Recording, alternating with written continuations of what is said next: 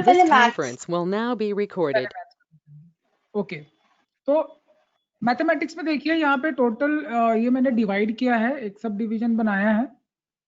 Number system है, basic math है, time relations है, हायर मैथ में आपके परमुटेशन कॉम्बिनेशन है। ये नेसेसरली क्वेश्चन पूछा जाता है आपको, 2-3 क्वेश्चन हर क्वेश्चन पेपर में मिलेगा परमुटेशन कॉम्बिनेशन प्रोबेबिलिटी का।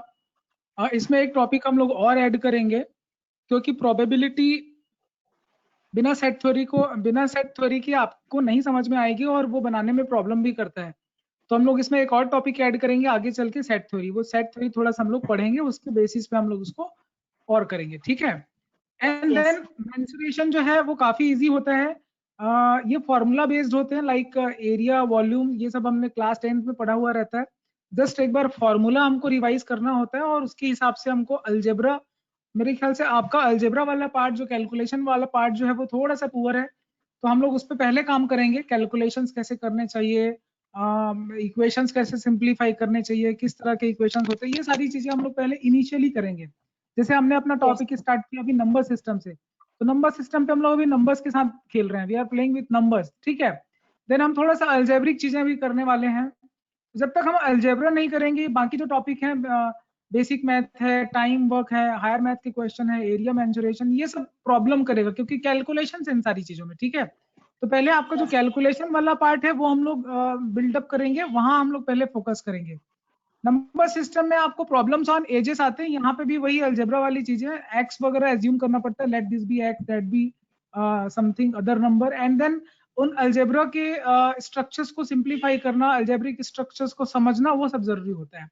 तो इसके लिए क्या होता है कि मैं अभी जो सी सेट के जो टॉपिक है इन पे आने से पहले, before coming to the C set mathematics topic, what we are going to do, we are going to do fundamental mathematics, जो आपको बेसिक कैलकुलेशन देगा, बेसिक इक्वेशन सॉल्विंग देगा, बेसिक सेंस देगा मैथमेटिक्स सॉल्विंग के लिए, ठीक है। क्योंकि जब तक हम लोग वो नहीं करेंगे, ये टॉपिक आपको हमेशा परेशान करेंगे और आप फ्रस्ट्रेट भी हो सकते हैं, ठीक है। नाउ तो रीजनिंग वाला पार्ट है, जो रीजनिंग वाला पार्ट है, आप देख सकते हो रीजनिंग वाले पार्ट में कि रीजनिंग वाले पार्ट में है आपके जनरल मेंटल एबिलिटी है, एनालिटिकल रीजनिंग है, नॉन वर्बल रीजनिंग है। इसमें मैथ्स नहीं होता है, ये रीजनिंग होता है। रीजनिंग का मतलब होता है कि अगर आपको मैथ्स नहीं भी आता है तो आप ये सारी चीजें पढ़ सकते हैं। फॉर एग्जाम्पल कैलेंडर में थोड़े बहुत लॉजिक है, वो आपको बताऊंगा, क्लॉक में भी लॉजिक है, मैथमेटिकल पार्ट्स है वो आपको बताऊंगा, बट डायरेक्शन सेंस में कोई मैथ्स नहीं होता है, ब्लड रिलेशन में कोई मैथ्स नहीं होता है। वहां पे आपको अपना खुद का लॉजिक लगा के सॉल्व करना होता है। तो यहाँ पे प्रैक्टिस और प्रैक्टिस वाले पैटर्न्स को आइडेंटिफाई करना और उस तरह के क्वेश्चंस की प्रैक्टिस करके हम जो ये पार्ट हम लोग बिल्ड करेंगे। But the most dangerous part for you I find that is mathematics part, ठीक है। इसमें हर जगह कैलकुलेशन है, आप बिलीव नहीं करेंगे। इवन डेटा इंटरप्रिटेशन में आप जाएंगे, आप लोगों को लगेगा सिंपल एक टेबल तो दिया है, बट उस टेबल के अंदर भी इतने सारे कैलकुलेशंस होते हैं, एवरेज को लेके, परसेंटेज को लेके। तो जब तक वो बेसिक मैथमेटिक्स नहीं पता रहेगा ना, तब तक वो कहीं ना कोई टॉपिक प्रॉब्लम करता ही रहेगा, ठीक है, राइट। तो हमारा पूरा फोकस जो है आपके मैथमेटिक्स फंडामेंटल्स पे रहेगा और रीजनिंग हमारी सेकंड प्रायोरिटी होगी। बट मैंने सोचा है कि बीच बीच में हम लोग रीजनिंग के क्वेश्चंस करते रहेंगे, मूड फ्रेश करने के लिए, लगातार मैथ्स ना करने के, जैसे 2-3 मैथ्स के टॉपिक कर लेंगे, फिर एक लाइट टॉपिक पढ़ेंगे रीजनिंग का, तो थोड़ा हमारा मूड फ्रेश होगा और एनर्जी आएगी। फिर हम थोड़ा सा हैवी टॉपिक पढ़ेंगे, इस तरह से बीच में गैप करते करते रीजनिंग हम बीच में घुसाते जाएंगे और वो हम लोग उसको कवर करते जाएंगे, ताकि आपका जो इंटरेस्ट लेवल है वो बना रहे, तभी आप ज्यादा से ज्यादा उसको कैप्चर कर पाएंगे, जब ज्यादा से ज्यादा आप उसको सोक कर पाएंगे, ठीक है, कि आप क्या सीख रहे हैं, राइट। ओके, तो हम लोग इस बात का ख्याल रखेंगे। और जैसे कि मैंने अभी आपसे कहा कि हम फंडामेंटल मैथमेटिक्स पे पहले काम करेंगे, तो आज वही दिन है कि आज हम लोग कुछ बेसिक मैथ्स पे काम करेंगे और मैं आपको कुछ मैथमेटिकल स्ट्रक्चर दूंगा जिसको आप मुझे सिंप्लीफाई करके देंगे, एक्स वगैरह में कुछ रहेगा, ठीक है। देन कुछ बेसिक ज्योमेट्री की चीजें रहेंगी, लाइक ट्राइंगल, सर्कल, इस तरह की बेसिक शेप्स रहेंगे, उनके प्रॉपर्टीज पढ़ेंगे। अभी मैं आपसे ये बोलना चाह रहा हूँ कि अभी हम सी सेट के किसी भी टॉपिक पे नहीं जा रहे हैं, right. I am not opening any of the topic, what we are going to do, आपके जो अप टू क्लास 10 तक के जो मैथमेटिक्स है, जो कहीं छूट गए हैं, जो आपको मैथ्स आता था, जो या थोड़ा, ठीक है, उसको हम लोग पहले कैप्चर करने, उसको रिकवर करने की कोशिश करेंगे, उसको रीबिल्ड करेंगे। उसके बाद जब टॉपिक पे जाएंगे तो मजा आएगा, ठीक है, तब आपका कॉन्फिडेंस थोड़ा सा और बढ़ेगा और डे बाय डे वो कॉन्फिडेंस बढ़ेगा, तभी मजा आएगा। तो right now Yashika, what I am going to do, I am going to give you some situations and you will solve those situations and you will handle that mathematical situations. Okay, तो अगर मैं आपसे बोलता हूँ कि मैंने आपको एक नंबर दे दिया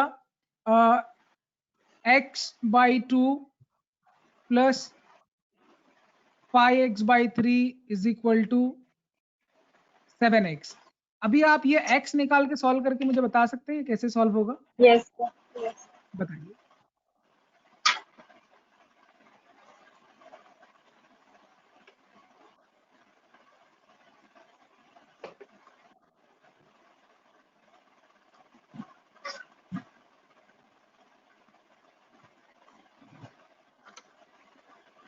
अभी याशिका जी हम कुछ 1-2-4 दिनों तक बेसिक मैथ्स के जो फंडामेंटल मैथ्स हैं, I will not call it CSAT maths, okay, वो हम लोग कुछ अभी प्रैक्टिस करेंगे और फिर हम देखते हैं कि वहां से क्या निकल के आता है. Yes sir. ओके, बस ये बता दीजिए मुझे कि आप सॉल्व कैसे करेंगे, टेक्निक क्या है? सर ये एक वेरिएबल है x, तो फिर देखिए ये कभी भी मैं आपको कुछ टेक्निकल टर्म्स बोलते जाऊंगा जो आपको समझने में मदद करेगा, ठीक है? I mean that is the language of communication. तो मैथ्स की एक अपनी ओन लैंग्वेज है, तो we have to adopt it. Okay, this is basically a linear equation. What we call it? Linear equation in one variable. We call it a linear equation in one variable, right? Linear equation in one variable है. इसकी theory ये होती है कि सारे x को एक side पे रख दीजिए, फ्रैक्शन इंटीजर जो भी आते हैं, ठीक है, और फिर आप उसको सॉल्व कर दीजिए. तो आपने क्या किया बस वो बताइए. सर मैंने ये जो x/2 प्लस 5x/3 उसको सिंप्लीफाई किया इधर एलसीएम मेथड से. कितना है एलसीएम? सर नीचे 6 फिर ऊपर 3x plus 10x equal to 7x. Then उसको सिंप्लीफाई करके आएगा x equal to 42/13. Good good good. LCM आ गया आपका 6 आ गया. तो आपने इस पे क्या किया होगा? आपने इस पे ये किया होगा कि आपने इस पे ये ऐसा मल्टीप्लाई किया होगा 6 बनाने के लिए. 3x किया होगा, यहाँ 2 क्या होगा तो 10x किया होगा, 72x आ गया होगा आपका, करेक्ट? तो 72x 10x ये सबको अगर एक साथ इकट्ठा करेंगे तो क्या मिल रहा है? 13x. 72 में से 13 माइनस करिए, क्या आ रहा है? तो 7 6 42 आएगा ना सर, यहाँ पे 42x. 7 6 42, राइट? नहीं 7 6 42, हाँ ठीक है 42. और ये कितना आ रहा है? तो 13x. 13 आ रहा है. 13 और 42 कितना आ रहा है? तो 13x is equal to 42x. ये क्या है? ये यहाँ से कुछ x की वैल्यू निकलेगी? नहीं सर, कट जाएगा. ये तो ये अपने आप में क्या है? ये इनवैलिड स्टेटमेंट है, करेक्ट? यस. एक सिंप्लीफिकेशन के लिए जस्ट आपके सामने रखा था. अभी मैं आपको सामने कुछ ऑथेंटिक क्वेश्चन रखूंगा और वो आप मुझे ट्राई करके बताइए आपसे बन रहा है कि नहीं बन रहा है. तो algebraic expression I am calling it, okay? NCERT के जो बेसिक चैप्टर्स होते हैं ना, वहां से मैं आपको कुछ क्वेश्चन दूंगा और वो आप मुझे फटाफट सॉल्व करके देने वाले हैं. जस्ट प्रैक्टिस सेशन है ये. तो फर्स्ट क्वेश्चन फॉर यू, ज्यादा से ज्यादा आप एक्सप्लेन बस करिएगा मुझे, बाकी हम सॉल्विंग जो है वो सेकेंड स्टेप में करेंगे. So Yasika, can you see the screen? मैंने आपके सामने एक क्वेश्चन रखा हुआ है अभी. Is it visible to you?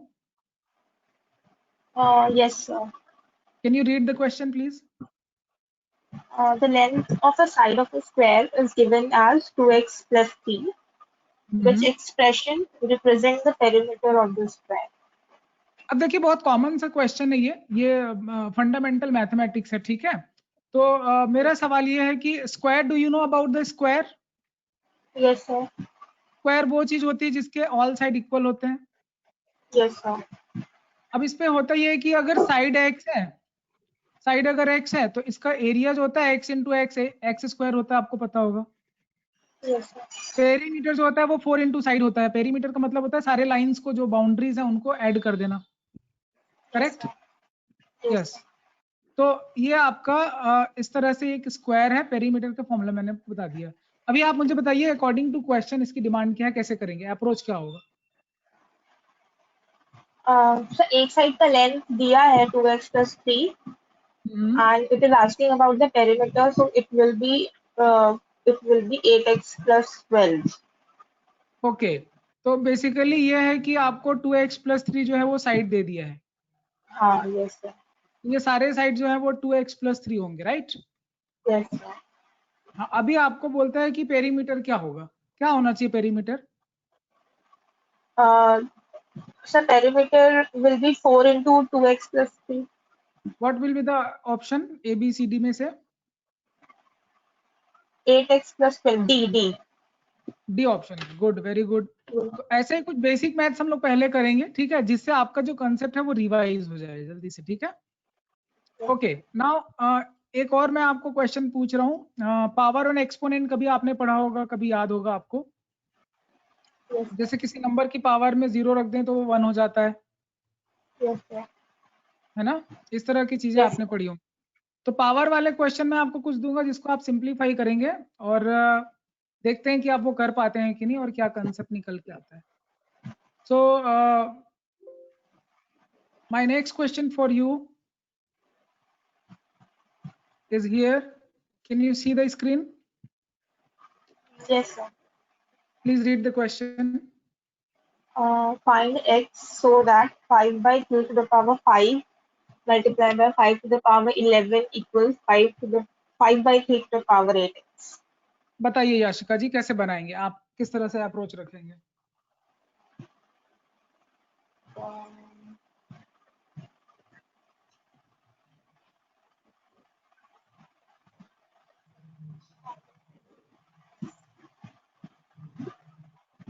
देखिए ऐसा होता है कि a की पावर b है, तो यहाँ पे जो a होता है उसको बेस बोला जाता है और यहाँ पे जो b है उसको पावर या इंडेक्स बोला जाता है। तो यहाँ पे जो बेस है आपको दिख रहा है कि तीनों टर्म में बेसिस जो है वो सेम है, ठीक है? यहाँ पे 3 टर्म है टोटल। तो हर जब बेस सेम हो जाए तो क्या करते हैं कि जो पावर्स होते हैं वो अपने आप ऐड हो जाते हैं, कॉमन एक बार लिखते हैं। जो कॉमन है बेस है एक ही बार लिखेंगे, बट पावर यहाँ पे जो हो जाएगा वो मल्टीप्लाइड हो जाएगा। अगर मल्टीप्लीकेशन का साइन है तो ऐड हो जाएगा। ये बात समझ में आ रही है क्या आपको? Yes sir. अभी क्या होता है कि अगर इनके बेस इक्वल, अगर पूरा नंबर इक्वल है और बेस भी इक्वल है तो इसका मतलब होता है कि पावर भी इक्वल होगा। तो पावर अगर इक्वल होगा तो क्या हो जाएगा, एक सिंपल सी लाइन बन रही है, 5 plus 11 is 16, ठीक है? 5 plus 11 is 16 which is equal to 8x. Very simple. Here x is equal to 2. आपको ये चीज समझ में आ रही है क्या? Yes sir. ओके, ऐसे ही कुछ और क्वेश्चन दूंगा जिसका आप मुझे जवाब दीजिएगा। ये सारे क्वेश्चन 6-7 स्टैंडर्ड के क्वेश्चन है जो मैं आपको डायरेक्ट दे रहा हूँ एनसीईआरटी से, ठीक है? तो ये आपके कंसेप्ट को बिल्ड भी करेंगे और एक बार थोड़ा सा रिवीजन भी होगा। तो मैं आपको एक क्वेश्चन दे रहा हूँ, आप इसको पावर एक्सपोनेंशियल नोटेशन में आप लिखने वाले हैं। एक्सपोनेंशियल नोटेशन में आप इसी चीज को लिखेंगे। Yes I sir. have given you one question. Yeah, the question, please read the question. Express 648 in exponential notation. Exponential notation का मतलब हो गया, आपको हमने लास्ट टाइम प्राइम फैक्टराइजेशन कराया था ना? Yes sir. बिल्कुल वही है, आप प्राइम फैक्टराइजेशन करके आप मुझे एक्सपोनेंट में बता सकते हैं। तो हम Yes बेसिक sir. टर्मिनोलॉजी क्या क्या होती है मैथ्स की, ये हम लोग सीखेंगे 2-3 दिन के अंदर में। Yes sir.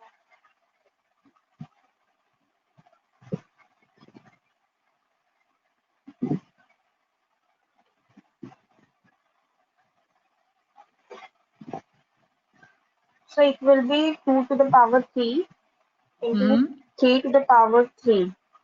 Very good, very good. ठीक है, वेल डन। कुछ और क्वेश्चन सॉल्व करते हैं।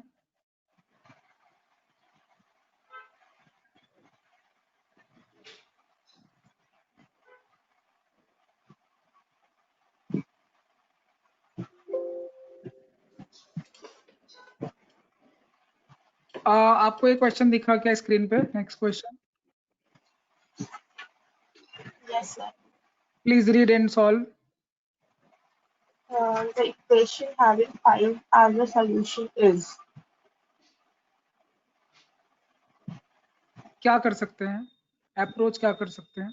सोल्यूशन का मतलब होता है उस x की वैल्यू को जब हम इक्वेशन में रखेंगे तो वो इक्वेशन को सेटिस्फाई करना चाहिए। इक्वेशन सेटिस्फाई करने का मतलब होता है LHS जो है वो RHS के इक्वल होना चाहिए। Yes, sir. ये जी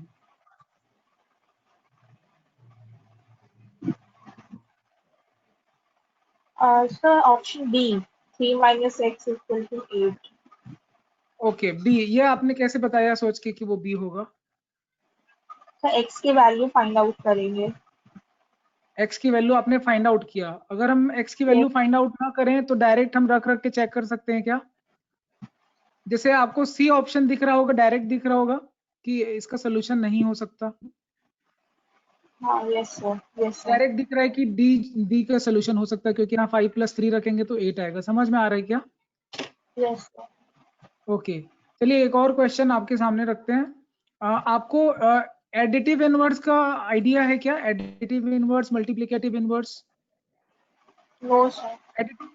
एडिटिव इनवर्स का मतलब होता है कि जैसे कि 5 का एडिटिव इनवर्स होता है -5। ये टर्म्स आपको ये टेक्निकल टर्म्स हैं, ये आपको सी सेट में डाल देगा एडिटिव इनवर्स क्या होगा बोल के कहीं क्वेश्चन में।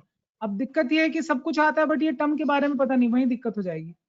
तो मैथमेटिक्स में जितने टर्मिनोलॉजी यूज होते हैं वो हम पहले सीखेंगे कि कौन सी चीजों को क्या क्या बोलते हैं, तो हमको दिक्कत नहीं जाएगी। देखिए एडिटिव इनवर्स का मतलब होता है कि जस्ट अपोजिट साइन, जैसे 5 है तो अपोजिट साइन होता है -5, दोनों को ऐड करने से 0 आ जाता है। अब मैं आपको बोलूं कि -½ का एडिटिव इनवर्स क्या होगा? Half, +½ होगा, exactly. plus half, plus half. Additive inverse समझ में? अभी ये 2/3 का एडिटिव इनवर्स क्या होना चाहिए? -2/3। Minus जस्ट 2 by इसको 3. एडिटिव इनवर्स में जस्ट नेगेटिव कर देते हैं नंबर को, जो भी नंबर हो उसको नेगेटिव कर देते हैं, राइट? Yes sir. ऐसे ही एक और टर्म आप नोट कर लीजिए जिसको बोला जाता है multiplicative inverse. What we call that? Multiplicative inverse. Multiplicative inverse में होता है कि जस्ट रेसिप्रोकल होता है। जैसे कि अगर आपसे कोई बोले कि 5/3 का मल्टीप्लिकेटिव इनवर्स क्या होगा, इसका दूसरा नाम भी है रेसिप्रोकल, रेसिप्रोकल नंबर। तो बहुत आसान है, इसका रेसिप्रोकल होता है 3/5 या मल्टीप्लिकेटिव इनवर्स होता है 3/5। ये समझ में आ रहा है क्या? Yes sir. Okay okay fine. अभी मैं आपको कुछ ज्योमेट्री की चीजें कराऊंगा। ज्योमेट्री में क्या आपको आता है बेसिक, वो हम लोग देखते हैं। तो इसमें आपको कुछ सप्लीमेंट्री, कॉम्प्लीमेंट्री इस तरह की चीजें जो है वो मैं पूछ सकता हूँ, लाइक सप्लीमेंट्री एंगल क्या होते हैं, कॉम्प्लीमेंट्री एंगल क्या होते हैं, इस तरह की चीजें। तो आपको कुछ आइडिया है क्या सप्लीमेंट्री और कॉम्प्लीमेंट्री एंगल क्या होते हैं वो सब? नहीं sir, भूल गए. ओके चलिए कोई बात नहीं। देखिए आपके सामने एक क्वेश्चन रखा हुआ है, पढ़िए। Which of the following pair of angles are supplementary? Supplementary angle वो होते हैं जिनका सम 180 डिग्री होता है। सम इज 180 Yes. डिग्री। अभी बताओ किनका सम 180 डिग्री आ रहा है? इसका तो नहीं आ रहा है, इसका भी नहीं आ रहा है, इनका भी नहीं आ रहा है 180 डिग्री। C. सी का आ रहा है, बस इनको क्या बोलेंगे? Supplementary angle. Supplementary. समझ में आएगा सप्लीमेंट्री एंगल्स? ये ज्योमेट्री का Yes. पार्ट है, करेक्ट। चीजें समझ में आ रही है? Yes sir. ओके कुछ ट्राइंगल पढ़ेंगे, कुछ इस तरह की बहुत सारी वेरिएशंस हैं जो बेसिक मैथ्स आपसे छूट गया होगा। पहले हम वो रिकलेक्ट कर लेते हैं, तभी टॉपिक शुरू करने का फायदा है। Yes यहाँ sir. पे मैं आपको कुछ ऐसी चीजें बताऊंगा like congruency. Do you know about what are congruent numbers, congruent figures? No sir. Congruency ये वर्ड कभी आपने सुना ही है? हाँ सर, सुना है बट भूल गए हैं सर. अच्छा ओके कोई बात नहीं, आपके सामने एक क्वेश्चन रखा हूँ, इसको पढ़िए आप। If triangle PQR is congruent to triangle STU, then what is the length of TU? What will be the length of T U? देखिए TU. कॉन्ग्रुएंट का मतलब होता है, कॉन्ग्रुएंट का मतलब होता है जैसे ट्राइंगल कॉन्ग्रुएंट कहलाएगा अगर इनके करस्पॉन्डिंग साइड्स और corresponding angle same to same है, बिल्कुल सेम शेप हो, बिल्कुल एक जैसा, जेरोक्स कॉपी बिल्कुल। इसके मेजरमेंट जो होते हैं वो भी आपके एग्जैक्ट होते हैं, बिल्कुल फिट बैठते हैं। अगर इस ट्राइंगल को उठा के इस पर डाल दो तो उसको बिल्कुल सुपर इम्पोज कर जाएगा, कहीं से भी पता नहीं चलने वाला है, राइट? तो यहाँ पे क्या हो रहा है कि करस्पॉन्डिंग साइड का मतलब होता है कि जैसे यहाँ पे PR का करस्पॉन्डिंग साइड जो है वो U2 है, दिख रहा है? यस 6 का करस्पॉन्डिंग साइड ये है, 5 का करस्पॉन्डिंग साइड ये है। तो अभी आपको देख के पता चल जाएगा, इसको ऊपर रखेंगे तो UT का मेजरमेंट कितना आएगा? 7 सेंटीमीटर। 7 सेंटीमीटर। इसको कॉन्ग्रुएंसी बोलते हैं। बेसिक क्वेश्चन है ये, ठीक है? यस इसी में क्वेश्चन और हायर लेवल पे जाते हैं, बट हम बेसिक टर्म सीख रहे हैं अभी कि कॉन्ग्रुएंसी इसको बोला जाता है, सप्लीमेंट्री एंगल ये होता है ना? अलग अलग चैप्टर्स में अलग अलग टर्मिनोलॉजी होती है, वो हम सब पहले रिकलेक्ट करेंगे धीरे धीरे, ठीक है? 2-3 दिनों में काफी कुछ हम लोग गेन कर लेंगे। देखिए, कभी आपने सिंपल इंटरेस्ट पढ़ा होगा, याद होगा आपको सिंपल इंटरेस्ट क्या होता है। सिंपल इंटरेस्ट के बारे में आपको एक सिंपल सी चीज बता रहा हूं मैं आपको। फॉर एग्जाम्पल मैंने आपसे 100 रुपीज बोरो किया, ठीक है? उधार लिए मैंने आपसे 100 रुपए, और आपने मुझे बोला सर 10% लगेगा चार्जेस 1 ईयर के लिए। तो सिंपल इंटरेस्ट का फॉर्मूला होता है simple interest is equal to principal. Principal वो अमाउंट होता है जिसको आपने उधार लिया है या दिया है, ठीक है? प्रिंसिपल। देन रेट होता है जिस रेट पे दिया है पैसा उधार। देन टाइम, कितने समय के लिए दिया है पैसा, अपॉन 100। इसको एक सिंपल सा फॉर्मूला ये आपको याद भी होगा, SI is equal to PRT by 100, राइट? ये फॉर्मूले पर हम ये इक्वेशन सॉल्व करना चाह रहे हैं, आपको आता है कि नहीं? करिए, पढ़िए, क्वेश्चन पढ़िए। Can you see the screen? Yes sir. Please read the question. If Meenakshi pays an interest of 150 for 4 years on the sum of 2500, find the rate of interest per annum. Okay, यहाँ पे क्या चीज पूछा जा रहा है, क्या क्या डेटा दिया हुआ है और क्या पूछा जा रहा है? क्या इंटरेस्ट दिया है आपको? टोटल कितनी क्वांटिटीज फॉर्मूले में बताइए Yashika? How many total quantities are there? So principal amount is 2500. मेरा क्वेश्चन है कितने क्वांटिटीज हैं टोटल, इसमें क्या क्या टर्म्स हैं, क्या क्या इसमें टर्म्स यूज हो रहे हैं, कितने क्वांटिटी यूज हो रहे हैं? How many quantities we are using? Number 1, 4. Number 2, very good, number 3, number 4। कभी भी ऐसा हो कोई फॉर्मूला लिखा रहता है तो पहले ये पता करें इसमें कौन कितनी क्वांटिटीज दी हैं, ठीक है? कितने आर्टिकल इसमें, टोटल 4 आर्टिकल दिख रहे हैं, इसमें से टोटल कितने दिए हुए हैं? 4 में से कितने दिए हुए हैं? इंटरेस्ट दिया हुआ है क्या? नहीं सर, इंटरेस्ट फाइंड आउट करना है। नहीं, कहाँ फाइंड आउट करना है? इंटरेस्ट फाइंड आउट नहीं करना, ध्यान से पढ़ो क्वेश्चन। पूरा खेल रीडिंग का है, गलत रीडिंग किया तो गलत ही बनेगा question. So interest is given, time is given, principal is given. What is interest? So interest is 1500. What about time? How time कितना दिया है? 4 years. प्रिंसिपल दिया है क्या? Principal is 2500. कभी भी ये वर्ड लिखा रहे ना, सम लिखा रहे तो समझ जाना ये प्रिंसिपल है। तो प्रिंसिपल आ गया आपका, ये समझ में आया? अभी क्या नहीं पता है इस फॉर्मूले पे? Rate of interest. बस, तो ये किस पे आया? लीनियर इक्वेशन इसके पहले हमने किया था, याद आया आपको? तो ये उसी स्ट्रक्चर में आएगा लीनियर इक्वेशन में, क्योंकि एक ही अननोन है आपके पास, ठीक है? Linear equation in single variable solve कर दीजिए।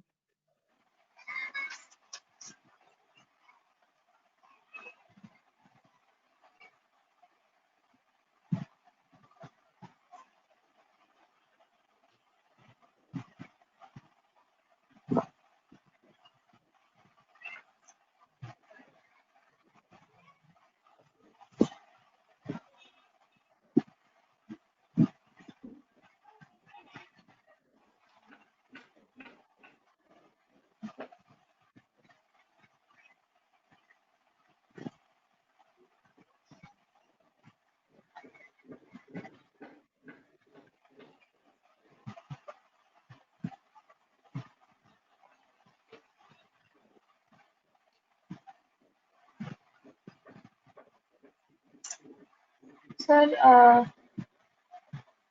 Rate equals to 2000 by 3.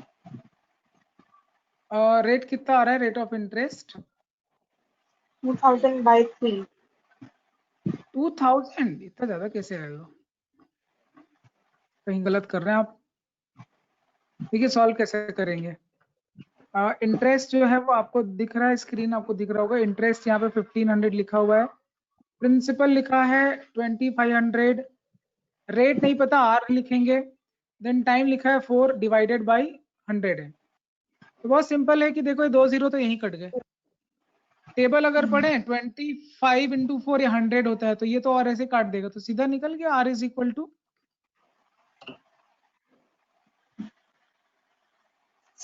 Calculation समझ में आया क्या? Yes sir. देखिए चीजें बहुत आसान है, बस हमको कॉन्फिडेंस बढ़ाना है, ठीक है। पूरा खेल कॉन्फिडेंस का है, तो थोड़ा कॉन्फिडेंस अगर आप गेन कर लेंगे तो चीजें आपसे बनने भी लगेंगी। बहुत इजी क्वेश्चन था बट आपने इस पे एरर किया, ओके। तो यही चीज आपको नहीं करनी है, यही चीज हमको मैनेज करते चलना है, यही इसी में इंप्रूवमेंट लाना है। पहले क्वेश्चन पढ़ेंगे क्या लिखा है, क्वेश्चन पढ़ के मुझे समझाएंगे क्या लिखा है। Kavita had a piece of rope of length 9.5 meters. She needed some small pieces of rope of length 1.9 meters each. How many pieces of the required length will she cut? Will she get out of this? Question explain करिए।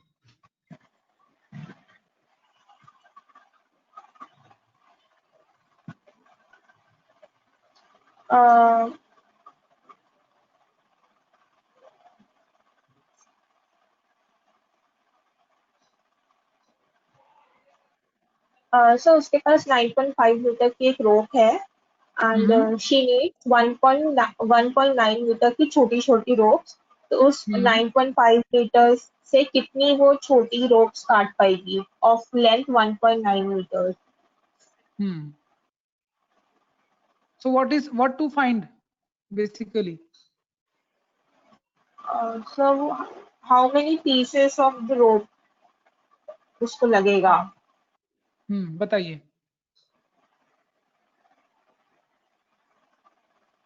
तो इसको divide करेंगे 9.5 bye 1.9, करिए। so we will get the number of pieces. ठीक है, बताइए।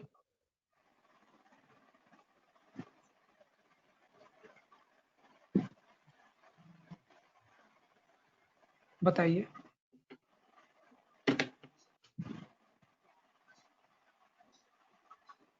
The 5 pieces. ठीक है, तो अभी अभी समझ में आ रहा है रीडिंग एंड कॉम्प्रिहेंशन। देखो बहुत इजी सा क्वेश्चन था ये, सिर्फ डिवाइड करना था हमको, ठीक है। एक और क्वेश्चन आपके सामने लिखा हुआ है, आप मुझे पढ़ के समझाइए।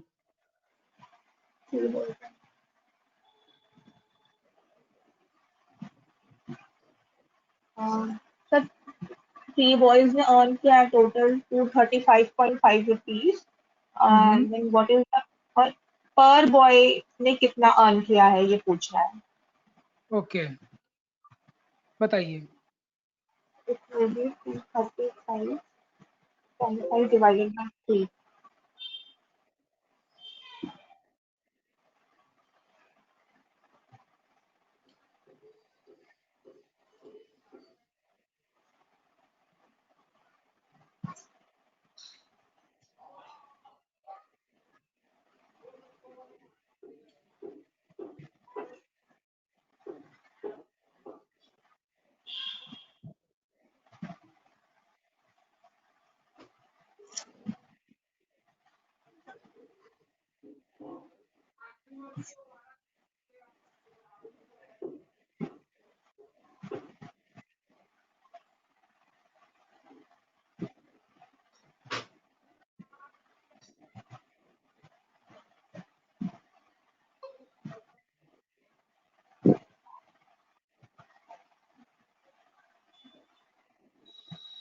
So 78.5. आंसर क्या बताया आपने? 78.5 कैसे निकाला आपने? डिवाइड कर दिया? Yes sir. ओके, ठीक है, गुड। चलिए एक और क्वेश्चन आपके सामने रखा हूँ, सॉल्व करिए, पढ़िए पहले क्वेश्चन।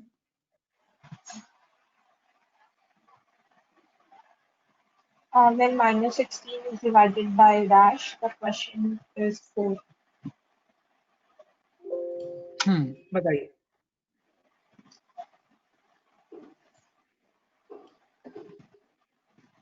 It is asking कि 16 को किससे डिवाइड करेंगे जिसका आंसर 4 आएगा। बताइए।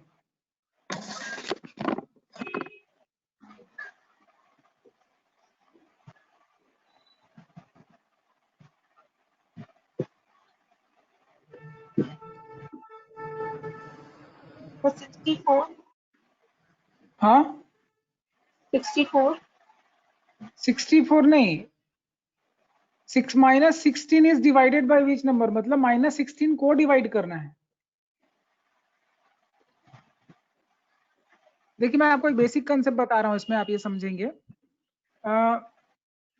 क्या क्या बोला जाता है, ठीक है। बेसिक टर्म क्या होते हैं, जैसे कि यहाँ माइनस 16 है, यहाँ कोई एक नंबर आएगा -4 आएगा, जिसको हम डिवाइड करेंगे तो 4 आएगा। तो ये देखिए -4 × 4 16 0, तो यहाँ जो 0 आया उसको रिमाइंडर बोलते हैं, यहाँ जो 4 आया उसको कोशेंट बोलते हैं, जो चीज डिवाइड कर रहा है उसको डिवाइसर बोलते हैं, और जो चीज डिवाइड हो रही है उसको डिविडेंड बोलते हैं। ये नोट कर लीजिए, डिविडेंड क्या होता है, डिवाइजर क्या होता है, कोशेंट क्या होता है, रिमाइंडर क्या होता है, ये नोट कर लीजिए, ठीक है। अभी आपको क्या क्या दिया है क्वेश्चन में, डिवाइजर दिया है कि निकालना है? तो डिवाइजर निकालना।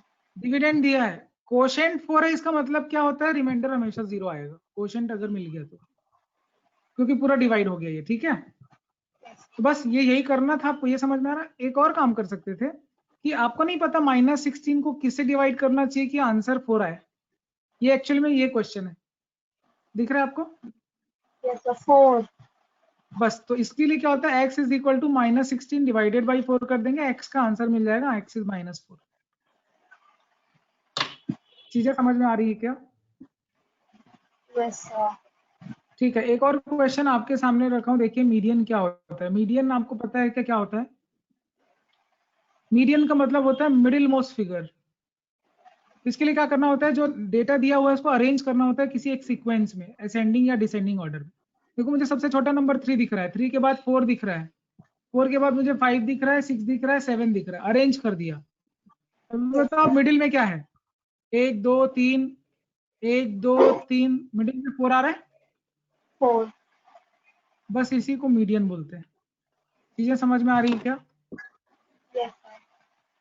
अच्छा चलो, अभी तक से हमने आधे घंटे में क्या क्या टर्म्स सीख लिए, बताओ क्या क्या टर्म्स पढ़ा अभी तक से, टर्मिनोलॉजी क्या क्या, बेसिक मैथ्स के क्या क्या जान गए आप? Additive term, multiplicative inverse, हम्म supplementary angles, congruent triangle, हम्म simple interest. एक्सपोनेंट का एक बेसिक लॉ भी बता दिया आपको, हाँ यस, exponent. चलिए और Then a median and median dividend क्या होता quotient. हाँ, drivers. ठीक है, एक और क्वेश्चन दिख रहा है आपको, देखिए इंडेक्स का, एक्सपोनेंट का एक और क्वेश्चन दिख रहा है, रीड करिए क्या है। Which of the two is larger? 3 to the power 12 or 6 to the power 6? बताइए कैसे कंपेयर करेंगे? कंपेयर करने के लिए दोनों का बेस सेम होना चाहिए या तो पावर सेम होना चाहिए, बेस जरूर सेम होना चाहिए तभी कंपेयर कर सकते हैं। बताओ बेस सेम है क्या? No sir. नहीं है, सेम नहीं है, क्या करना चाहिए? base same करेंगे। क्या कर सकते हैं बताइए?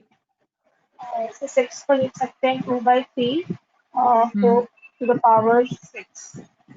हाँ, ओके। तो कौन सा नंबर बड़ा है कौन सा नंबर छोटा है, ये कैसे डिसाइड करेंगे बताइए, लॉजिक क्या होना चाहिए? सर अगर बेस सेम है तो जिसका एक्सपोनेंट बड़ा होगा that will be higher number. अभी देखो एक्सपोनेंट सेम नहीं है, 6 को आप लिख सकते हो 3 × 2, ये समझ में आ रहा है क्या? Yes sir. अच्छा अगर मैं यहाँ 3 × 6 है, यहाँ पे भी पावर 12 है, 3 की पावर 12 है, तो ऐसा लिख सकते हैं 3 की पावर 6 × 3 की पावर 6। Yes sir.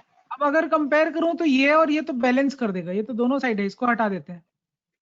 अभी बचा क्या, यहाँ 3 की पावर 6 दिख रहा है, 2 की पावर 6 दिख रहा है, अभी भी देखो पावर जो है वो इक्वल इक्वल हो गया। अब कंपेयर कर सकते हैं बड़ा कौन है और छोटा कौन है, कौन है बड़ा बता दो। 3 to the power 6 नहीं, ओरिजिनल क्वेश्चन का और आंसर चाहिए, 3 to the power 12 is larger than 6 to the power 6। 6 to the clear है क्या? power ये समझ में आ रहा है? देखो बहुत सिंपल क्वेश्चन है ये, ठीक है। बट हमको क्या है कि जब तक हम उसके कॉन्सेप्ट पे, रियलिटी क्या है, नंबर्स क्या होते हैं, कंसेप्ट क्या होता है, जब तक उस पर नहीं जाएंगे ना क्वेश्चन कभी नहीं बनने वाले हैं, ठीक है। तो पहले कंसेप्ट बिल्ड करना ही पड़ेगा आपको। ये चीजें समझ में आ रही है क्या? कलेक्ट हो रहा है Yes. कुछ इंफॉर्मेशन? ओके, चलिए मैं कुछ और क्वेश्चन दूंगा। अभी हम बहुत जीरो लेवल पे काम कर रहे हैं, अभी हम लेवल को अप टू 10 तक जाने वाले हैं, इन्हीं सारे टॉपिक में जाएंगे। और टॉपिक और बल्कि वास्ट होंगे बहुत ज्यादा। एक बहुत बेसिक क्वेश्चन दे रहा हूँ आपको मैं, एक्सपोनेंट का ही, आप मुझे सॉल्व करके बताएंगे।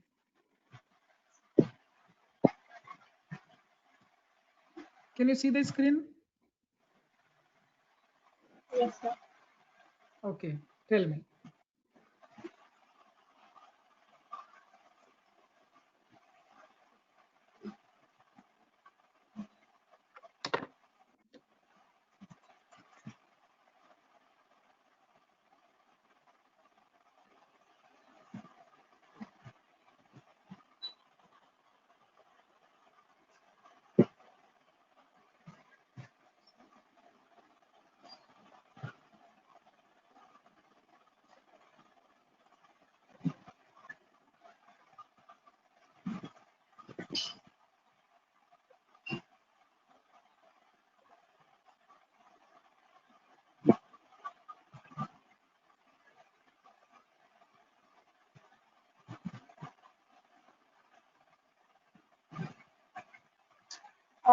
सर इसको कैसे बनाएंगे? पावर देखिए, लॉ ऑफ एक्सपोनेंट लगता है इस पे क्या होता है कि आपको जैसे पावर के ऊपर पावर लिखा हुआ है, तो पावर के ऊपर अगर पावर लिखा है तो वो मल्टीप्लाई हो जाता है।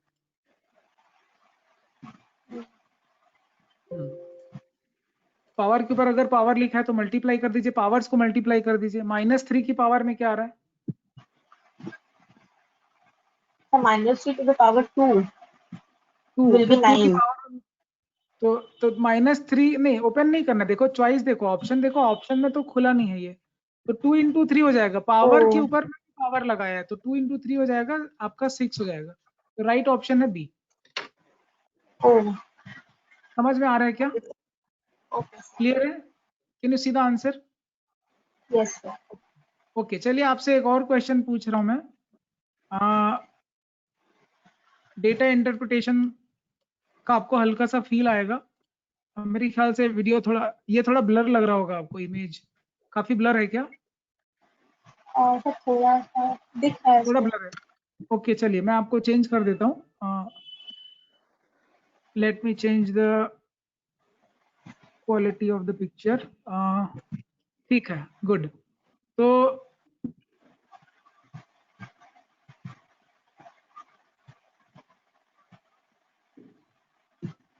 मैं आपके सामने एक ग्राफ रखूंगा, ठीक है। उस ग्राफ को पढ़ के आप मुझे कुछ क्वेश्चन जो है उनके आंसर देने वाले हो। तो देखो अभी आपको ये विजिबल है क्या? अभी थोड़ी क्लियरिटी बढ़ी क्या? देखिए, Yes, sir. Can you read the question? मतलब क्या क्या लिखा है, पढ़िए थोड़ा सा। The following double bar graph represents test matches result summary for cricket team of country X against different countries. Sir X axis पे है कंट्रीज एंड वाई एक्सिस पे है number of test matches. Okay, ठीक है, बताइए what to do. Sir क्या find करना, question क्या है सर? क्वेश्चन आपके लिए पूरा ये है, देखिए एक बार फिर से पढ़िए क्वेश्चन। सर क्वेश्चन फिर से नीचे पढ़िए। है डबल बार ग्राफ. नहीं, ये double bar graph, okay very good. Double bar graph है जिसमें कुछ इंफॉर्मेशन दे रहे हैं, वॉन लॉस्ट ये सारी दे। कंट्री ए एक क्रिकेट टीम है जिसने कितने मैचेस जीते हैं और कितने हारे, इसका रिकॉर्ड है। टोटल कितनी टीम्स दी हुई है बताइए? नंबर ऑफ टीम्स 7 टीम्स है। तो एक्स एक्सिस पे क्या शो कर रहा है? टीम्स के नाम है। और वाई एक्सिस पे 7. क्या शो कर रहा है? नंबर शो कर रहा है। ये दिख रहा है आपको? Yes sir. अभी आपको पढ़ना है question number 1। Can you see the screen? Yes sir. पढ़िए। Which country has managed maximum win against country X? बताइए।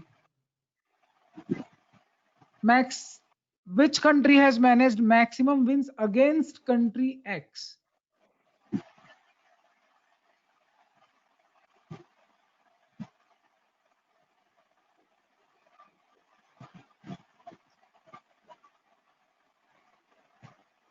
अगेंस्ट एक्स का मतलब है जितनी टीम ने खेली है वो किसके अगेंस्ट खेली है? एक्स के अगेंस्ट। एक्स कोई एक टीम है जिसके अगेंस्ट स्कोर दिखा रहा है आपको, ये समझ में आ रहा है क्या? Yes sir. ओके ठीक है, तो बताइए पहले का आंसर क्या होगा? सर मैक्सिमम विन पूछ रहा है, तो that will be country B. Maximum loss 34 होगा, बट मैक्सिमम विन आपको दिख रहा होगा जो लाइट कलर का वन है, और 16 दिख रहे हैं। कंट्री बी ने सबसे ज्यादा जो है वो मैचेस जीते हैं। Then what about the second?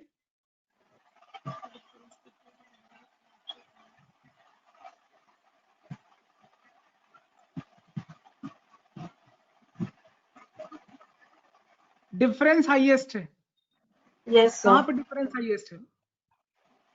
जैसे यहाँ 20 है, यहाँ Yes, 7 sir. है, बट बहुत तेजी से आपको कैलकुलेट करना है कहाँ पे ज्यादा दिख रहा है। जैसे यहाँ उतना ज्यादा नहीं दिख रहा है, तो 32 और 15 में मुझे डाउट है, तो यहाँ 17 का गैप आ रहा है, यहाँ पे 20 का गैप आ रहा है। नेचुरली आंसर जी होना चाहिए। चीजें समझ में आ रही है क्या? Yes, sir. अभी देखो जो चीजें आप देख रहे हैं ना, इन्हीं सारी चीजों की कॉम्प्लेक्सिटी बढ़ाएंगे और यही यूपीएससी में क्वेश्चंस आपको देखने को मिलेंगे। आप जो बेसिक अभी कर रहे हैं ना, इसी में कॉम्प्लेक्सिटी बढ़ेगी बस, और कुछ नहीं होगा, ठीक है? देन सी में क्या आ रहा है आंसर?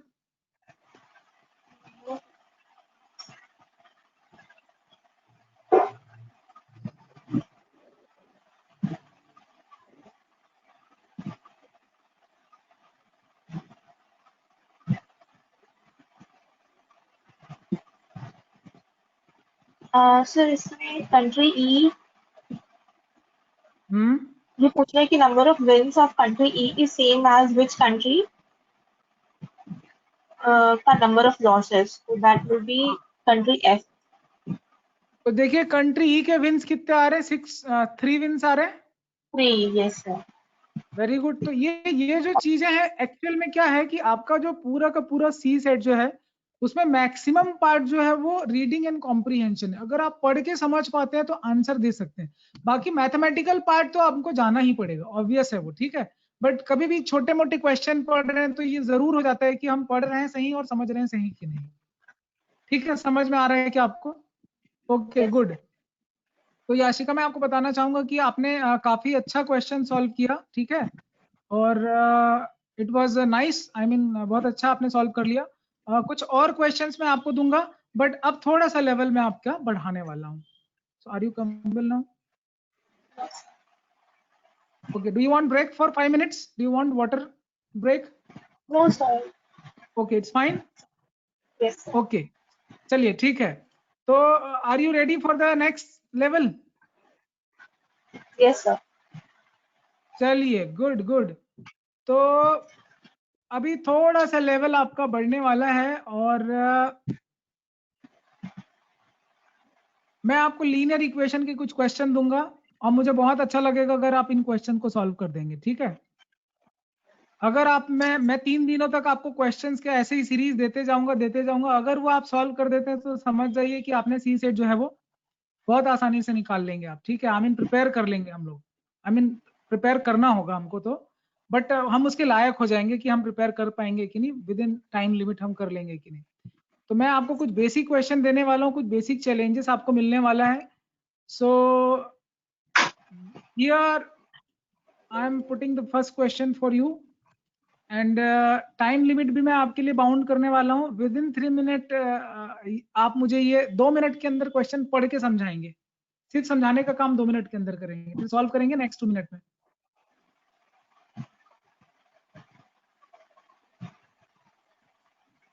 पढ़िए। The present age of father is 4 times the age of his son. After 10 years, the age of father will become 3 times the age of his son. Find the present ages.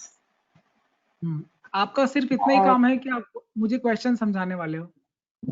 So present में father की age is 4 times son की age, but after 10 years father की age will be 3 times. अब एक बात करेंगे आशिका, इसमें देखिए, इसमें क्या होता है, वेरिएबल चूज करना पड़ता है, ठीक है, क्योंकि लीनियर इक्वेशन बनेगा तो एक वेरिएबल चूज करना पड़ता है। तो कौन से चीज को आप वेरिएबल असाइन कर रहे हैं, बताइए मुझे, कौन सी चीज है जिसको आप एक्स लेने वाले हो, कौन सा है जिसको आप एक्स लेना चाहते हो, कौन सी चीज है जो एक्स है यहाँ पे? So father age will be x, and son की फादर age will be, हाँ, अगर फादर एक्स है तो सन कितना हो जाएगा? no sir, father को हम 4x लेंगे and son will be x. अच्छा, सन को अगर आपने एक्स लिया तो फादर अपने आप क्या हो जाते हैं? 4x हो जाएंगे. तो ये समझ में आ रहा है कि पढ़ने के बाद एक्शन कैसे लेना है, किसको एक्स लेना है और किसको क्या एज्यूम करना है, ये पहली लाइन समझ में आई आपको? Yes sir. अभी 10 साल बाद क्या सिचुएशन हो रहा है, आफ्टर 10 इयर्स का सिचुएशन क्या है? So after 10 years, the age of father will become 3 times the age of his son. नहीं, 10 साल बाद इनके एजेस क्या होंगे, रिलेशनशिप के बारे में बाद में बात करेंगे, 10 साल बाद इनके एज क्या होंगे? फॉर एग्जाम्पल, अभी कोई लड़का है जो 18 साल का है, तो 10 साल बाद कितने साल का हो जाएगा वो? 38. तो यहाँ सिचुएशन क्या, अभी प्रेजेंट एज आपने एज्यूम किया है सबके? Yes sir. प्रेजेंट एज सन का x है, फादर का 4x है, ठीक है। तो Yes आप sir. मुझे बताइए कि आफ्टर 10 इयर्स सन का एज क्या होगा? Son का age होगा x plus 10 and very father good. का age will be 4x plus 10. अभी क्वेश्चन क्या बोल रहा है, क्या कंडीशन है, दोनों के रिलेशन क्या दिया हुआ है एज में? Uh, After 10 years, the age of father will become 3 times the age of the son. तो इक्वेशन क्या बन रहा है? Equation बनेगा sir,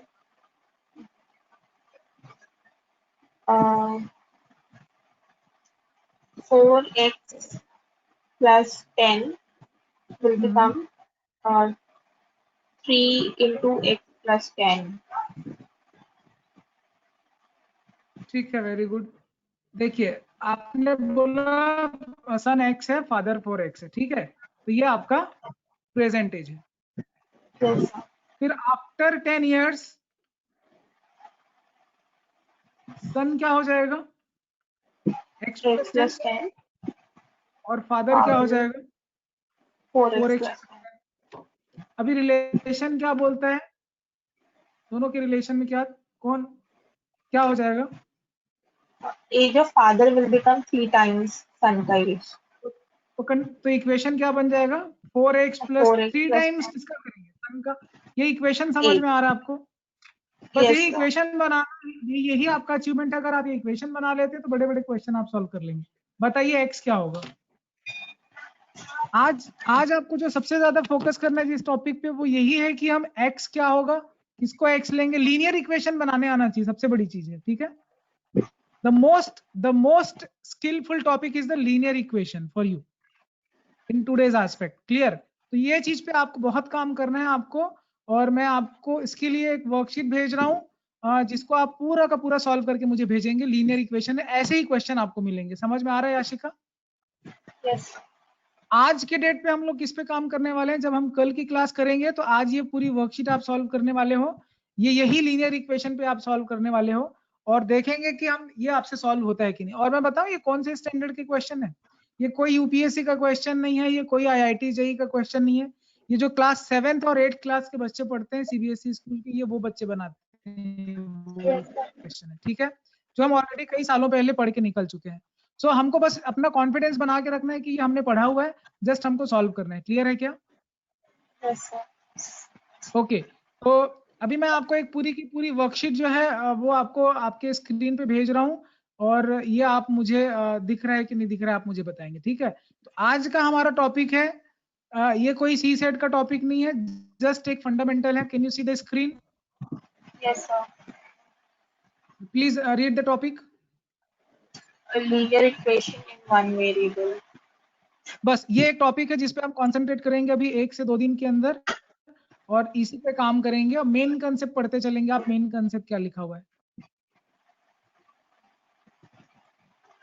An algebraic equation is an equality involving variables. It has an equality sign. The expression on the left of the equality sign is the left hand side, and the expression on the right hand of equality sign is the right hand side. Next point पढ़िए. In an equation, the values of the expressions on the left-hand side and right-hand side are equal for certain values of the variables. These values are the solution of the equation. Okay, solution term समझ में आ रहा है. Next पढ़िए. Equation पहला term पढ़ा आपने, equation then solution. Now next पढ़िए. Yes, sir. The equation where the expressions which form the equation containing only one variable and the highest power of the variable appearing in the equation is 1 are called linear equations in one variable. Okay, one variable linear equation समझ में आया आपको? Yes. तो concept build हो रहा है. Equation क्या होता है? LHS RHS equal to sign होती है, उसी को इक्वेशन Yes, बोलते sir. हैं. उसमें एक कुछ अननोन वैल्यू को जब हम सॉल्व कर लेते हैं तो उसका एक सोल्यूशन आता है, that is called as a solution. Then specifically we are calling it as linear equation because we are using a single variable, one variable. Clear है क्या? आगे Yes, का sir. पॉइंट पढ़िए. आगे का A पॉइंट पढ़िए. linear equation may have linear expressions on both sides of the equality sign. Okay, And to next find पढ़िए. the solution of an equation, we perform the same mathematical operations on both sides of the equation, so that the balance between left hand side and right hand side is not disturbed. Okay, next पढ़िए. Yes. And the linear equation may have a rational number as its solution. Okay, next sir पढ़िए. ये एक doubt है. तो ये may have हाँ, मतलब sir उसका इरेशनल नंबर भी सॉल्यूशंस आ सकते हैं. कोई कुछ भी आ सकता है, कोई भी रियल नंबर आ सकता है, कोई भी रियल नंबर. सोल्यूशन में कोई भी नंबर आ सकता है. ठीक है, नेक्स्ट पॉइंट पढ़िए. In an equation, variables can be transposed from one side to the equation to other. Okay, ठीक है. अभी आपको एग्जांपल नंबर 1 आप पढ़िए, क्वेश्चन क्या लिखा है और सॉल्व करके मुझे बताइए समझ में आ रहा है कि नहीं. Example number 1, please read the question. If x equals to a, then which of the following is not always true for integer a? हाँ, बताइए. x is equal to a, then which of the following is not true for an integer k बोल रहा है. Yes, sir. x is equal to a दिखा आपको? Yes, sir. अभी क्या कर रहा है कि अगर पहले वाले में ये हो रहा है ना, आपको दिख रहा है कि k मल्टीप्लाई कर दिया, पॉसिबल है ना?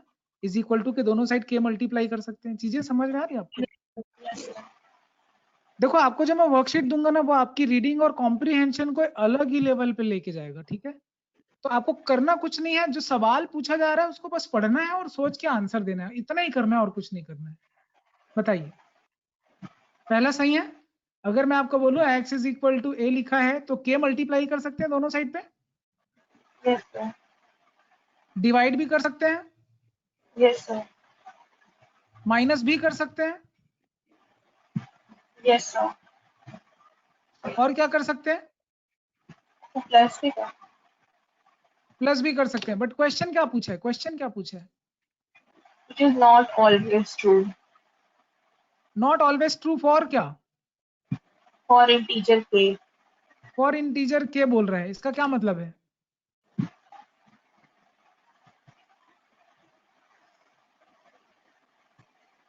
क्या मतलब है इसका, बताइए.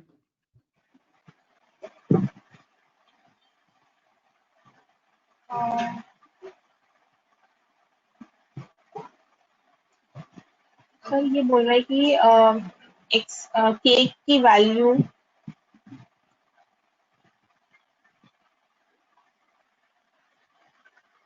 देखो, बहुत बेसिक चीज है. आप ये तो समझ गए कि सर अगर x is equal to a है तो चारों ऑपरेशन लगा सकते हैं, मल्टीप्लाई भी Yes, कर sir. सकते हैं, माइनस भी कर सकते हैं, प्लस भी कर सकते हैं और डिवाइड भी कर सकते हैं, और आंसर भी आप देख रहे हो कि आंसर भी है.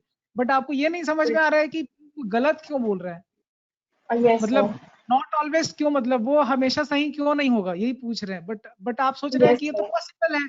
कोई इक्वल नंबर है, जैसे 12/12 है, तो अगर हम 2 और 2 से डिवाइड करेंगे तो बिल्कुल सेम आएगा. तो गलत क्या है उसमें? बट आपको आंसर देख के समझ में आ रहा है कि something is wrong there, but आपको क्लिक नहीं कर रहा है कि गलत क्या है वहां पे. मैं बताऊं? Yes, sir. Yes, sir. यहाँ पे पता है आपको इस क्वेश्चन का कीवर्ड क्या है? इस क्वेश्चन का कीवर्ड है इंटीजर. अब जिनको ये नहीं पता इंटीजर क्या होते हैं वही लोग इसका गलत आंसर देंगे। इंटीजर में देखो 0 भी आता है। Yes.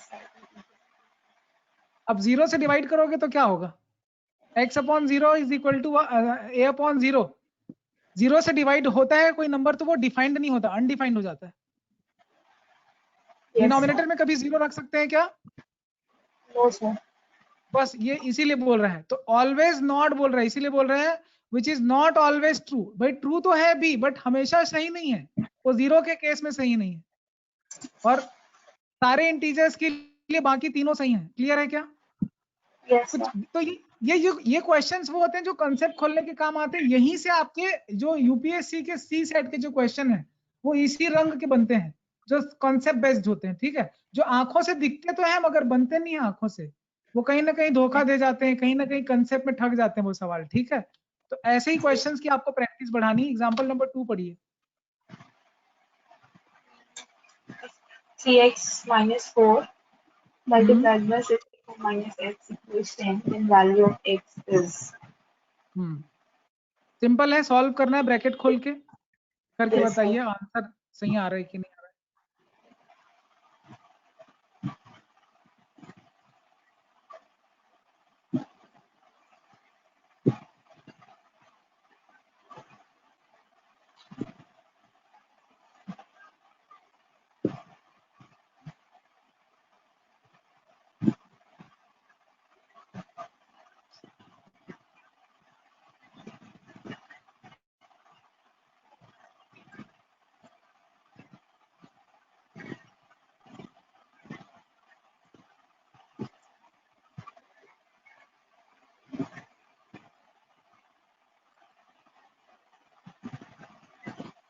Yes, sir. 38. आंसर क्या आ रहा है? 38. बन गया आपसे क्वेश्चन? Yes, sir. देखो कुछ क्वेश्चन बहुत आपको आसानी से बनेंगे, कुछ में चैलेंजेस आएंगे। ठीक है, यही चैलेंजेस आपके कंसेप्ट को बिल्ड करेंगे और यही हमको करना भी है। ठीक है, तो याशिका देखिए मैंने आपको एक वर्कशीट भेजा है, और देखिए ऑनलाइन क्लास की एक बाउंडेशन है, 1 आवर से ज्यादा हम पढ़ेंगे नहीं। ठीक है, mentally it's Yes. Not good. Okay ठीक है, ज्यादा टाइम स्पेंड करना ऑनलाइन पे। तो मैंने आपको एक वर्कशीट भेजा है, आप अपने कंफर्ट टाइम के हिसाब से कल 2:30 बजे तक आप ये सॉल्व करके रखिए।